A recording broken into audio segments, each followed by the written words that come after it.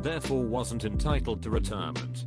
Dad died some 20 years later, never having received a dime of his pension or any medical benefits. Fast forward to about 20 years ago, I started combing through Dad's old naval records and determined that it literally came down to his missing a single 4-hour drill in 1962. I couldn't believe it.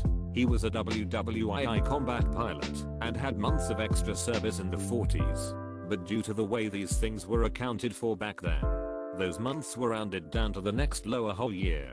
So, months of service just tossed away.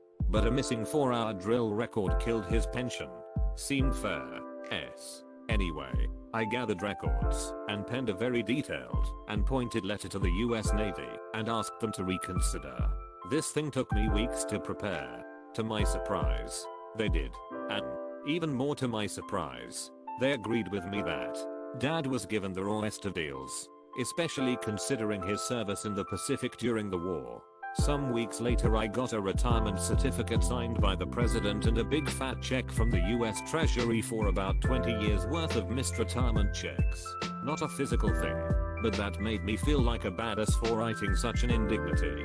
It was too late for Dad, but still satisfying. This was kinda weird, but couple years ago wife and I were driving home in the pouring rain from my mom's house. She lives in Stafford and the back roads are super curvy, sometimes makes me sick driving it. Anyways, we roll up to a car spun up, and the front is tore up. We pull up as we are the only ones there, and see another car off to the ditch and side smashed into a tree. It's a pretty deep ditch side of the road and the guy in the road is freaking out. I get out and instantly get soaked, and talk to the guy. He's a young dude and says he didn't see the car and hit